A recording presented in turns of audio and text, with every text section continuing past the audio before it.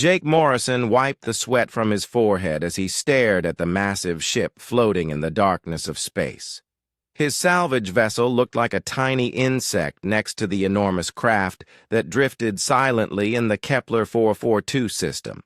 The ship was unlike anything he had ever seen in his 15 years of salvage work across the galaxy. "Lisa, are you getting readings on this thing?" Jake called to his engineer, who was hunched over the scanner displays in the cramped bridge of their ship. Lisa Grant looked up from her instruments with wide eyes. "Jake, this is incredible. The hull is made of some kind of metal that keeps shifting and changing. It's like it's alive, but the scans show it's definitely artificial. And Jake, there are life signs aboard that ship, thousands of them." Jake felt his heart race. Finding a derelict ship was good business, but finding one with survivors could mean either a big rescue reward or serious trouble. In his experience, when something seemed too good to be true in space, it usually was. "Are they responding to our hails?" Jake asked as he moved closer to the communication panel. "Nothing. Complete radio silence. But the life signs are weak and steady like they're in some kind of deep sleep," Lisa replied, while adjusting the scanner settings. Jake made his decision. "Suit up. We're going aboard. If there are survivors, we need to help them. If it's a trap, well, we've handled worse." Lisa nodded and began gathering their boarding equipment. They had worked together for 3 years, and she trusted Jake's judgment completely. He was one of the few humans who still believed in doing the right thing, even when it might not pay well. The docking process was strange because the alien ship seemed to recognize their approach and opened a bay door for them without any communication. Jake and Lisa exchanged worried glances as their small ship was drawn inside by some kind of gentle tractor beam. The interior of the alien vessel was breathtaking. The walls seemed to glow with a soft silver light that pulsed gently like a heartbeat. The corridors were tall and graceful with smooth curves instead of the harsh angles Jake was used to on human ships. Everything felt organic and flowing. "The atmosphere is breathable," Lisa reported as she checked her instruments. "Temperature is perfect for humans, too. It's like this ship was designed for us." They walked deeper into the vessel and soon found themselves in a vast chamber filled with thousands of crystal pods. Each pod contained a humanoid figure floating in some kind of clear liquid. The beings inside were beautiful in an otherworldly way, with pale skin that seemed to shimmer and long silver hair that moved gently in the fluid. "They're alive," Lisa whispered as she scanned one of the pods. "All of them. They're in some kind of suspended animation, but their brain activity is almost zero. It's like they're not really sleeping, but not really awake either." Jake walked between the rows of pods, studying the peaceful faces of the sleeping beings. They looked almost human, but there was something ethereal about them. Something that made him think of angels or spirits from old Earth stories. A soft sound made both humans turn toward the far end of the chamber. A figure was walking toward them, moving with grace despite appearing weak and unsteady. It was one of the alien beings, but this one was awake and conscious. She was tall and slender, with the same pale skin and silver hair as the others, but her eyes held an ancient sadness that made Jake's chest tighten with sympathy. Her clothing seemed to be made of the same flowing material as the ship's walls, and it moved around her like liquid silver. "You are human," she said in perfect English, though her voice carried a musical quality that no human voice could match. "I am Zarathis of the Vale Nari. I have been searching for your kind for so very long." Jake stepped forward slowly, not wanting to frighten her. "I'm Jake Morrison, and this is Lisa Grant. We're from Earth. Are you hurt? Do you need medical Help. Zarathus smiled sadly, and Jake felt something stir in his chest at the expression of pure loneliness in her face. I am dying, Jake Morrison of Earth, not in body but in spirit. My people are dying too, though they do not know it. What happened to them? Lisa asked while keeping her scanners focused on the alien woman. We were once a great civilization, Zarathus explained as she moved closer to the pods containing her sleeping people. We ruled vast territories across many galaxies. We were beings of pure emotion and creativity. Our art could reshape worlds, and our music could heal broken minds. But our enemies knew our strength was also our weakness. Jake listened intently as she continued her story. Her voice grew weaker with each word, and he could see she was struggling to stay upright. They created a weapon that severed our connection to emotion. In one terrible moment, our entire species lost the ability to feel anything at all. Without emotions, we could not create, could not love, could not find purpose in existence. Our civilization crumbled within a generation. But you can still feel, Jake observed. You seem sad and tired and lonely. I retain some emotional memory. Because I was conducting research when the weapon struck, Zarathus replied. For 300 years I have searched the galaxy for a species whose emotional patterns might restore my people. Every attempt has failed until now. She stumbled, and Jake instinctively reached out to catch her. The moment his hands touched her arms, Zarathus gasped, and her eyes went wide with wonder. Jake felt something strange happen, like electricity, flowing between them but gentler and warmer. What is happening? Jake asked as Zarathus stared at him with amazement. I can feel, she whispered with tears forming in her silver eyes. Through you, I can feel your emotions, your kindness, your concern for a stranger, your determination to help. This is what we lost. This is what my people need to live again. Zarathus collapsed against Jake's chest, overwhelmed by the flood of human emotions she was experiencing through their physical contact.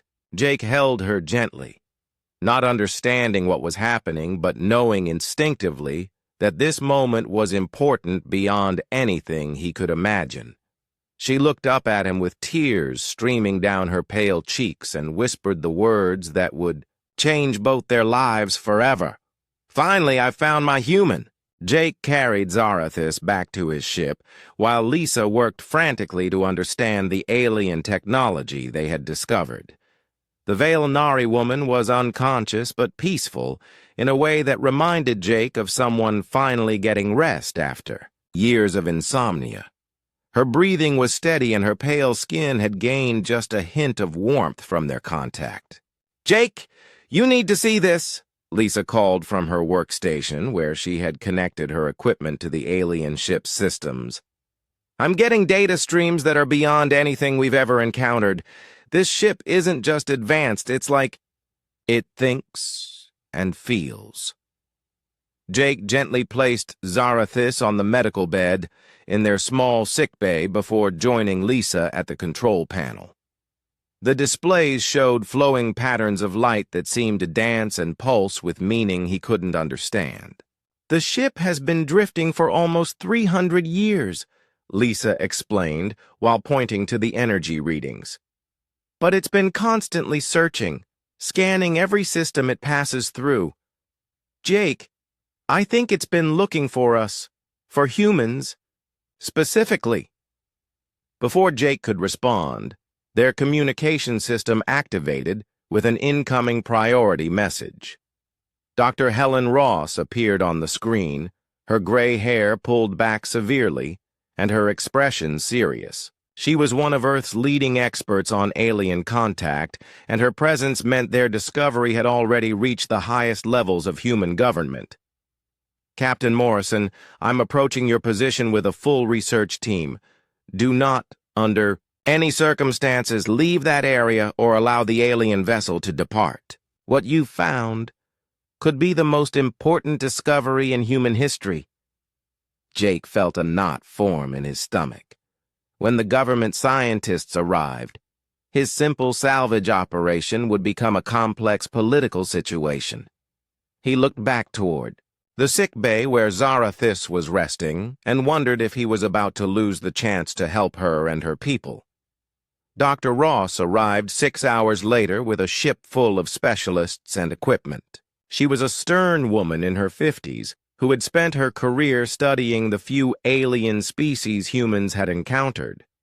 Most of those species considered humans to be primitive and unimportant, useful only for manual labor and basic trade. The alien is awake, Dr. Ross announced after scanning Zarathis with her advanced medical equipment. Her biology is fascinating. She appears to be nearly immortal, but her brain shows signs of severe trauma in the emotional processing centers. Zarathis opened her silver eyes and looked directly at Jake. Even from across the room, he could feel that strange connection they had discovered on her ship. When she smiled at him, he felt warmth spread through his chest. "Dr. Ross, I presume," Zarathis said as she sat up gracefully. "Your reputation as a xenobiologist has reached even the far corners of the galaxy. I am pleased to meet you." Dr. Ross blinked in surprise. "You know me? How is that possible?" "My people were once masters of information gathering and cultural analysis," Zarathis replied. "Before we lost our ability to feel, we studied every species we encountered. Humans fascinated us because you were so young yet so emotionally complex." Jake stepped closer to the bed and immediately noticed how Zarathis seemed to become more animated and alive. Her skin gained color, and her eyes brightened as he approached. "Tell us about your people," Dr. Ross requested while recording everything. "What exactly happened to cause this emotional plague?" Zarathis looked sad again as she began her explanation. "The Veilnari were an empire built on emotion and creativity. We didn't conquer worlds through force but through beauty and inspiration. Our artists could paint with starlight, and our musicians could compose symphonies that would make entire planets weep with joy." She paused, and Jake could see the pain in her eyes as she remembered what her people had lost. But our enemies, the Sekahari, understood that our emotional nature was both our greatest strength and our fatal weakness. They developed a psychic weapon called the Void Touch that could sever the neural pathways responsible for emotional processing. Lisa looked up from her data analysis. "A weapon that attacks emotions directly. That's horrifying." "The attack was swift and complete," Zarathis continued. "In a single moment, billions of Veilnari lost the ability to feel anything at all. Without emotions, we could not create, could not love, could not find meaning in existence. Our civilization collapsed within decades." Dr. Ross leaned forward intently. "But you retained some emotional capacity. How?" "I was conducting research on emotional resonance theory when the weapon struck," Zarathis explained. "The experimental shielding in my laboratory protected me partially. I retained emotional memory and the ability to recognize emotions in others. But I could not feel them myself." Jake felt compelled to reach out and take her hand. The moment their skin touched, Zarathis gasped, and her eyes filled with tears of relief. "Until now," she whispered. "When Jake touches me, I can experience his emotions as if they were my own. I can feel his kindness, his compassion, his desire to help others even at personal cost. These are things my people once felt, but have been denied for 3 centuries." Dr. Ross watched this interaction with growing excitement. This emotional, Transference, is it unique to Captain Morrison? I believe it may be a trait common to humans, Zarathis replied. Your species has an unusual neural structure that allows for emotional empathy and connection. You can share feelings in ways that most species cannot. Jake felt the weight of responsibility settling on his shoulders. So you think humans might be able to help restore emotions to your people? It is my greatest hope, Zarathis said while squeezing his hand gently. But the process would be dangerous. To awaken a Veilnari who has been emotionally dead for centuries would require sharing the full intensity of human emotion. The shock could kill both the human and the Veilnari. Dr. Ross began pacing as she processed this information. We would need to run extensive tests and develop protocols. The risk assessment alone could take months. Doctor, with respect, my people do not have months, Zarathis said urgently. The stasis pods are failing. Without emotional awakening to give them purpose, they will simply fade away. We have perhaps weeks before it becomes impossible to revive them. Jake made his decision without hesitation. I'll do it. I'll try to wake them up. Jake, no, Lisa protested. You don't understand the risks. I understand that there are thousands of people who need help, Jake replied firmly. If there's a chance we can save them, we have to try. Zarathis looked at him with an expression of wonder and gratitude that made his heart race. Through their connection, he could feel her amazement at his willingness to risk everything for strangers. This is why humans are special, she said softly. You will sacrifice yourselves for others without thought of reward. This quality, this selfless compassion, is exactly what my people need to remember how to feel again. Dr. Ross sighed in resignation.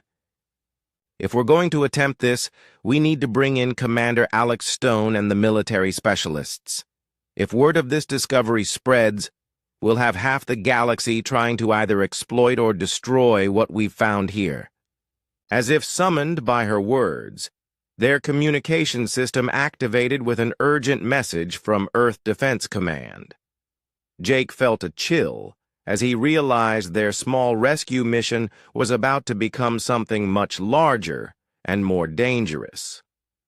Zarathis squeezed his hand tighter, and he felt her fear mixing with hope through their emotional connection. Whatever happened next, they would face it together. Commander Alex Stone arrived with a full military escort and enough scientific equipment to outfit a research station. Jake watched nervously as soldiers and scientists swarmed over both ships, turning his simple salvage operation into something that looked like preparation for war. Dr. Carl Hughes, a specialist in neural interface technology, set up his laboratory in the cargo bay of the military vessel. He was a thin man with nervous energy who spoke quickly and moved constantly between his various machines and monitors. The emotional transference phenomenon is unprecedented, Dr. Hughes explained to the assembled team. When Captain Morrison makes physical contact with the alien subject, our scans show a direct neural link forming between their brain patterns. It's as if his emotions are being copied and transmitted directly into her consciousness. Maya Chen, the team psychologist, looked concerned as she reviewed the data. The psychological impact on a human brain sharing emotions with someone who hasn't felt anything for centuries could be catastrophic. Jake could suffer complete mental breakdown or even death. Jake sat beside Zarathis on the examination table, maintaining the physical contact that allowed her to experience emotions through him. He could feel her growing anxiety about the testing and the increasing military presence around them. We have to try, Jake said firmly. Her people are dying. If there's any chance we can help them, the risk is worth it. Commander Stone stepped forward with a data pad in his hands. Captain Morrison, I need you to understand the full scope of what we're dealing with here. Intelligence reports indicate that the Sekhari, the species that attacked the Veil-Nari centuries ago, still exist. If they discover that we're attempting to restore the Veil-Nari, they may consider it an act of war. Zarathis tensed at the mention of her people's ancient enemies. Through their connection, Jake felt a flash of terror so intense it made him gasp.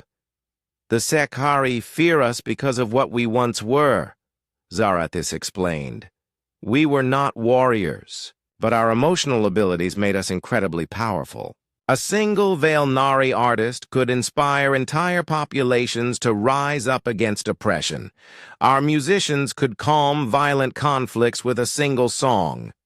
Dr. Hughes adjusted his scanning equipment. If we're going to attempt an awakening, we need to start with a single subject and monitor every aspect of the process. The risks to both species are enormous. They moved to the Veil-Nari ship where Zarathis led them to a specific stasis pod. Inside was a tall figure with the same ethereal beauty as all her people, but something about his face suggested strength and determination. "This is Kethral," Zarathis said softly. "He was once our greatest protector, not through violence, but through his ability to inspire courage in others. If anyone can survive the awakening process, it would be him." Jake studied the sleeping face and felt a strange kinship with the alien warrior. "What do I need to do?" Dr. Hughes connected monitoring equipment to both Jake and the stasis pod. "We'll open the pod and establish physical contact. You'll need to maintain that contact while we monitor the neural transfer. If your brain patterns become unstable, we'll have to break the connection immediately." Maya Chen placed her hand on Jake's shoulder. "Remember your training. Focus on positive emotions. Joy, love, hope, compassion. Don't let yourself be pulled into negative emotional spirals." The stasis pod opened with a soft hiss, and the clear liquid drained away. Kethral remained unconscious, but his breathing began immediately. Jake reached out and placed his hand on the alien's forehead. The effect was immediate and overwhelming. Jake felt as if a dam had burst in his mind, releasing a flood of emotions that weren't his own. He experienced centuries of numbness, of existing without purpose or feeling. The emptiness was so profound, it made him want to scream. But then he pushed back with his own emotions. He thought about his childhood on Earth, about the first time he saw stars, about his friendship with Lisa, about his growing feelings for Zarathis. He poured all of his human warmth and compassion into the connection. Kethral's eyes opened suddenly, and he drew in a sharp breath. For a moment he stared at Jake with confusion. Then tears began flowing down his pale cheeks. "I can feel," Kethral whispered in the musical voice of his people. "After so long in the darkness, I can feel again." The alien warrior sat up slowly, his movements unsteady as his mind adjusted to the return of emotion. He looked around the chamber with wonder, seeing his sleeping people with new eyes. "How many?" Kethral asked urgently. "How many of our people remain?" "Nearly 1,000 in stasis," Zarathis replied, "but Jake cannot awaken them all. The process is too dangerous for humans." Jake felt exhausted but triumphant. The neural strain had been intense but manageable. "I can do more. We just need to develop a better process." Dr. Hughes was studying the readouts with excitement. "The neural patterns are stabilizing in both subjects. Captain Morrison, your brain actually adapted to the emotional load during the transfer. You might be able to handle multiple awakenings." "Commander." Stone received an urgent communication, and his expression grew grave. "We have a problem."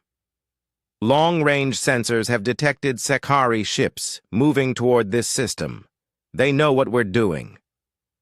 Kethrall struggled to his feet, still weak from the awakening process.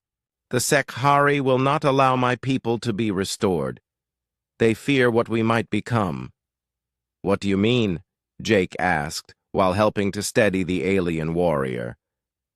The Veilnari were never conquerors in the traditional sense, Kethrall explained. But our emotional abilities made us natural leaders and inspirers.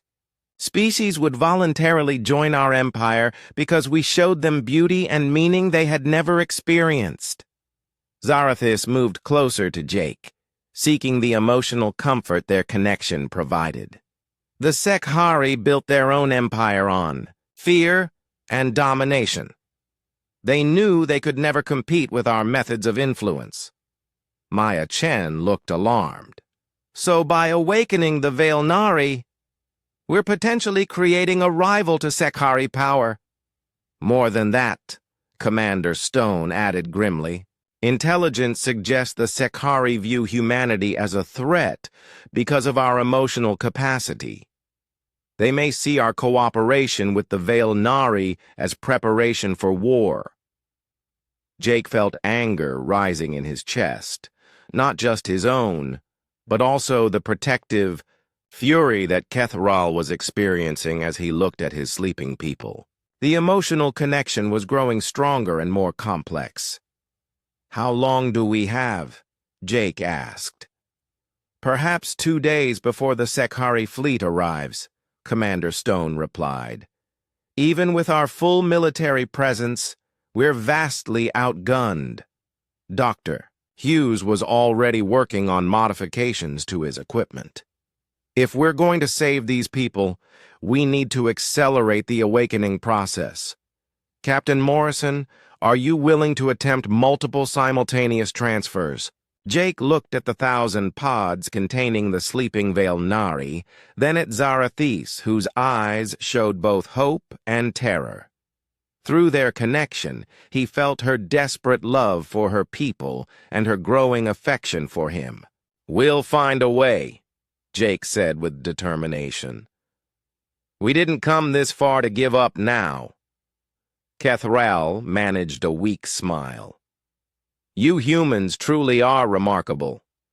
Your willingness to risk everything for strangers is something my people had forgotten was possible. As the team began preparing for the dangerous mass awakening procedure, Jake held Zarathis close and felt her whisper against his ear. Whatever happens, you have already given us back our souls. Admiral Patricia Wells arrived with the largest human fleet ever assembled. But even Jake could see they were hopelessly outmatched by the approaching Sekhari armada. The enemy ships were massive dark vessels that seemed to absorb light, rather than reflect it, and there were dozens of them moving steadily toward the Kepler system. Captain Morrison, I need you to understand the situation, Admiral Wells said during the emergency briefing. The Sekhari have given us an ultimatum. Abandon the Veilnari and leave this system, or they will consider humanity an enemy species and act accordingly. Jake felt sick as he realized what that meant. The Sekhari weren't just threatening him and his crew, they were threatening all of humanity because he had chosen to help Zarathis and her people. Dr. Hughes had been working frantically to modify the awakening equipment for mass use. I've developed a way to link multiple human volunteers to amplify the emotional transfer process. Instead of one person handling all the neural load, we can distribute it across dozens of volunteers. Captain Roy Mitchell, the military strategist, studied the tactical displays. Even if we successfully awaken all the Veilnari, they've been asleep for centuries. They can't possibly be ready for combat against a fully prepared Sekhari fleet. Kethrall, still weak but growing stronger as his emotions stabilized, disagreed. You misunderstand the nature of Veilnari power. We do not fight with weapons and ships. Our strength comes from our ability to inspire and influence through pure emotion. Jake was exhausted from the strain of multiple individual awakenings over the past day. They had managed to revive 50 Veilnari, but nearly 1,000 remained in stasis. His head pounded constantly, and Maya Chen was worried about permanent brain damage if he continued. "Jake, you can't keep doing this," Lisa pleaded with her friend. "Your neural patterns are becoming unstable. Another major transfer could kill you." Zarathis held his hand tightly, sharing her own growing strength through their connection. "There must be another way. My people would not want their awakening to cost human lives." The newly awakened Veilnari gathered in the main chamber of their ship, and Jake was amazed by the change in them. Where before they had been pale and ethereal, now they showed the vibrancy of restored emotion. Their skin had gained color and their eyes sparkled with life and purpose. "The mass awakening is our only option," Dr. Hughes explained to the assembled group. "We'll need at least 50 human volunteers to create a neural network capable of handling the emotional load of waking nearly 1,000 Veilnari simultaneously." Captain Susan Blake stepped forward from among the human crew members. "I volunteer. We all do. These people need our help, and that's what humans do." Jake felt a surge of pride as dozens of other humans echoed her sentiment. They understood the risks, but were willing to face them to save a dying species. This was humanity at its best, showing the compassion and courage that made them unique in the galaxy. The Sekhari fleet was now only hours away, and their communications were becoming increasingly threatening. Ambassador Tulvex appeared on the main screen, his face hidden behind a ceremonial mask that made him look like a living shadow. "Humans, you have been warned. The Veilnari are an extinct species, and will remain so. Any attempt to restore them will be met with complete annihilation of your kind." Admiral Wells tried to negotiate. "Ambassador, we're simply providing humanitarian aid to survivors. This doesn't threaten Sekhari interests." "The Veilnari are not survivors. They are remnants of a plague that once infected entire sectors of the galaxy with their emotional manipulation," Tulvex replied coldly.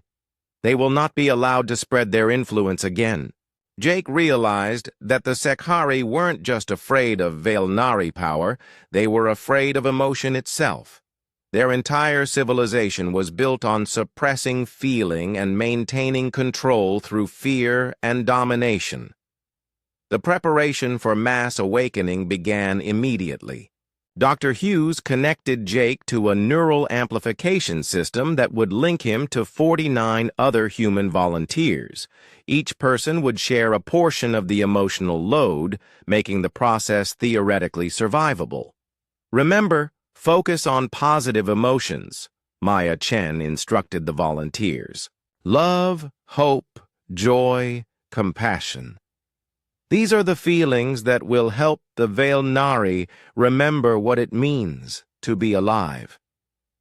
Jake lay on the central platform, surrounded by his fellow humans, all connected by neural interface cables. Zarathis stood beside him, her hand on his shoulder, providing emotional anchor and support. "If this works, my people will owe humanity a debt that can never be repaid," she said softly. "We're not doing this for payment," Jake replied. "We're doing it because it's right." The mass awakening began just as the first Sekhari ships entered weapons range. Jake felt the familiar rush of neural connection, but this time it was amplified beyond anything he had experienced. The emotional needs of nearly 1,000 sleeping Veilnari crashed into his consciousness like a tidal wave. He felt centuries of emptiness, of existing without purpose or meaning. The collective despair of an entire species threatened to drown him in darkness. But then the other human volunteers added their strength to his, sharing their own emotions and memories to push back against the void. Jake thought of his childhood, wonder at seeing the stars, of his friendship with Lisa, of his growing love for Zarathis. The other humans shared their own experiences of joy, love, hope, and determination. Together, they created a flood of human emotion that swept through the Veilnari consciousness like healing light.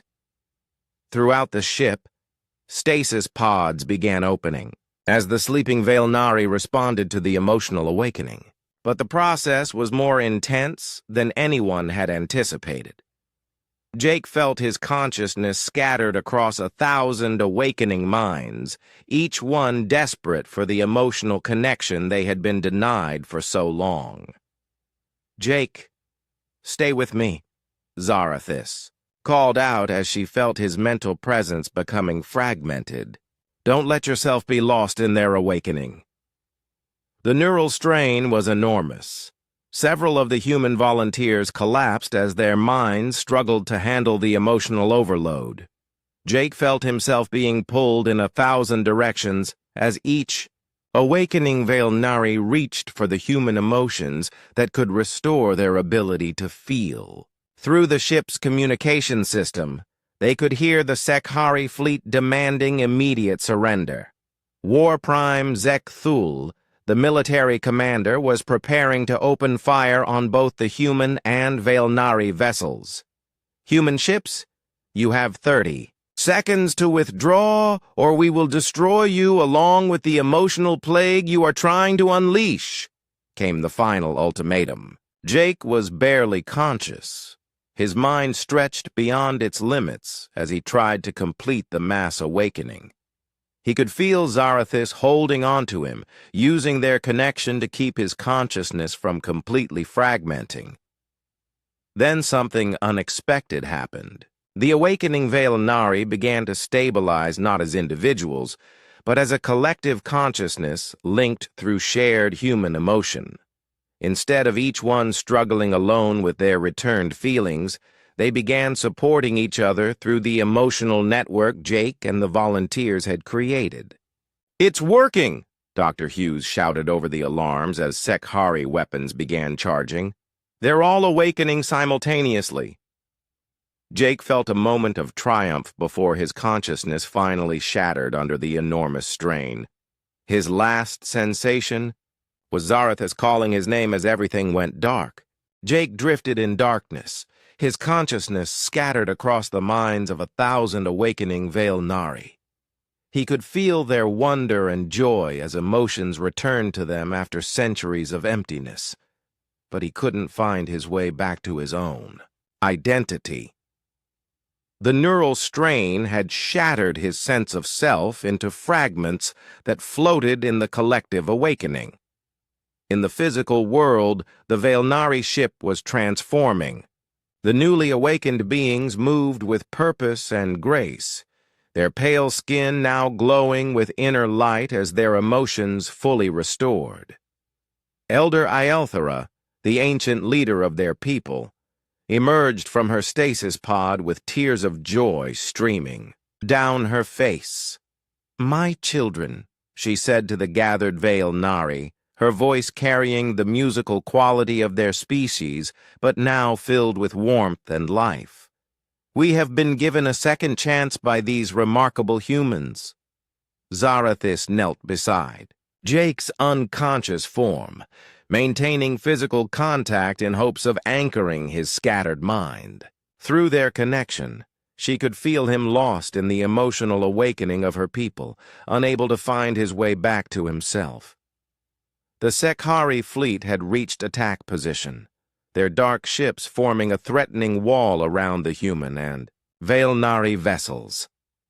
War Prime Zekthul gave the order to open fire, expecting to destroy both species before the Veilnari could fully recover their abilities.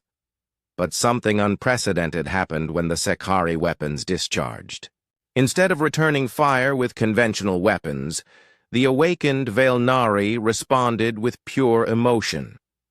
They projected feelings of compassion, understanding, and forgiveness directly into the minds of their ancient enemies.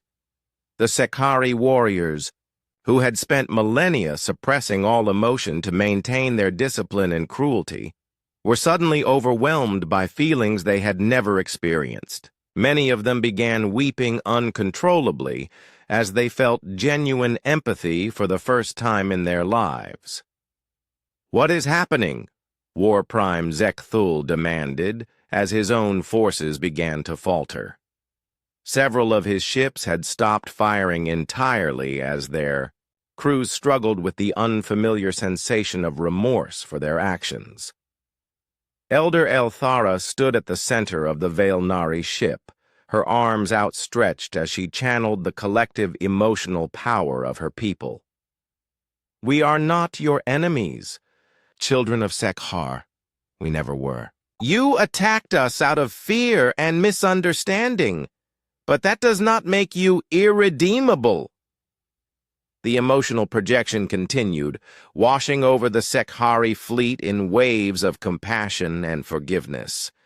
Centuries of hatred and fear began to crumble, as the enemy warriors experienced love and empathy for the first time. Some Sekhari ships tried to retreat, their crews unable to handle the emotional awakening. Others surrendered immediately, their captains broadcasting messages of regret and confusion as they struggled to understand what they were feeling. In the mental realm where Jake's consciousness drifted, Zarathis fought to reach him. She used their emotional connection as a lifeline, Progi.